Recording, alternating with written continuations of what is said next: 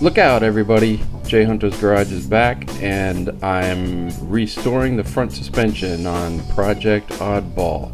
This is going to include new bushings, new ball joints, and a general cleaning and replacement of parts. Look out! Here's the basics of your rack and pinion unit. On the ends, you have tie rods. These are called your tie rod ends. This nut happens to have a self-locking feature, so there is no cotter pin.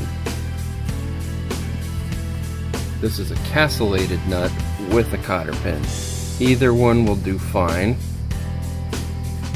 as long as you have a cotter pin. Don't use this without one.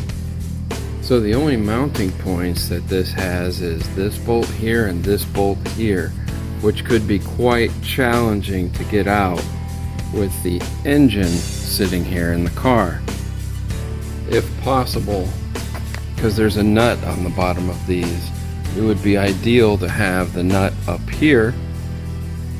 I might weld that so that it'll be easier to get your bolt out straight from the bottom instead of having to pull this straight up, potentially with your oil pan in the way. If you're going to remove the tie rod from the spindle, you want to put a nut on top when you hit the top of it, and also hit here. That'll knock it loose. Then just take the nut off and tap it. You don't want to deform the threads.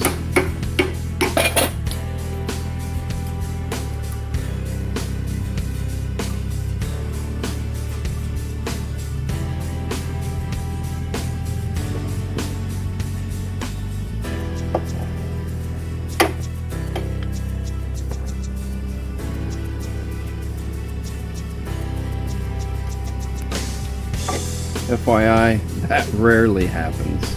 Like never. They're usually a real pain to get out. It's good practice to put your nut back on here to keep the threads from getting damaged, as well as your cotter pin.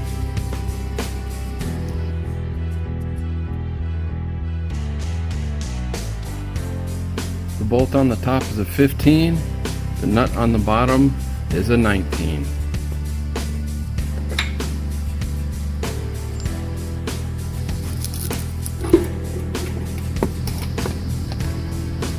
Comes off just that easy. These upper brackets that the upper control arms mount to also go at the bottom of the shock towers, and these were pretty corroded. They required a good wire brushing and some rust deneutralizer, navel jelly, and these actually cleaned up pretty good. All of the suspension components had the typical dirt, grime, grease, and light corrosion that you'd expect from a vehicle from 1997. So I cleaned up everything and gave everything a fresh coat of paint. So I spent some time cleaning up the steering rack, just giving it a good overall scrubbing with a wire brush, get most of the grease off, as well as the spindles and the brake calipers. Before installing the rotors, I like to put some anti-seize on the wheel hubs just to keep things from sticking. Okay, maybe a lot of anti-seize, but this will help keep things easy to get apart. After the anti-seize is applied, I can install the rotor and the caliper. I didn't change the pads because the pads had plenty of meat on them. In today's world of red, yellow, and blue calipers, I chose silver for this project. A quick cleanup with the wire brush on the caliper bracket will ensure that this caliper can move freely back and forth.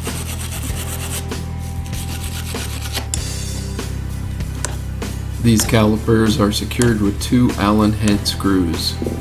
Make sure you follow your manual for torque specs. I had originally decided to change the upper control arm bushings as well as the ball joints, since nothing was really wrong with the ball joints except the rubber boots. Not bad for ball joints from 1997, but I ended up replacing them with new units with new control arm bushings and new ball joints. For the lower control arms, I went ahead and used the original ones. I replaced the lower ball joints and the bushings, the front and the rear. This was no easy task, and I would not recommend doing this at home. I think the Haynes manual even says to take it to the machine shop, at least somewhere where they've got a press. I would recommend the same thing. See my previous video on this. With all new bushings and the ball joints replaced, the new control arms are cleaned up, painted, and ready to be installed. The spindle, the rotor, and the caliper are pretty heavy, but manageable. And everything on this whole suspension system goes together in a common sense way, and it's all just nuts and bolts. Fairly easy to do. Some say it's better if you put things back together the way they came apart, including the right side on the right side and the left side on the left side. Doesn't work too good when it's in reverse.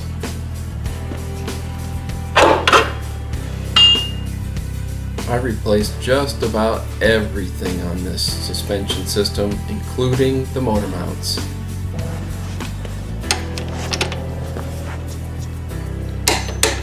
$63 foot-pounds.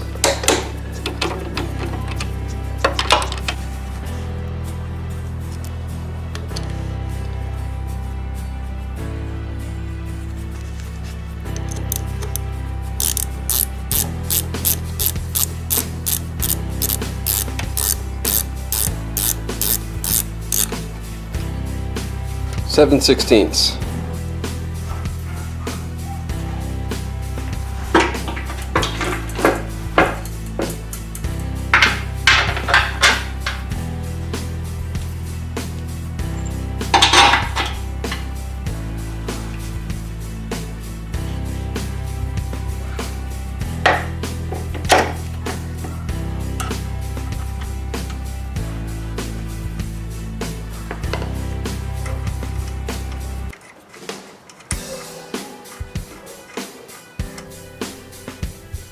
With the shocks, the springs, the brackets, the spindles, control arms, and motor mounts installed, this is complete. Next thing I can do now is go onto the supercharger and get that inlet figured out. I've basically got to cut a hole in the side of it. So when I get that done, I'll set the engine down on the K-member, and then we can get it back in the car.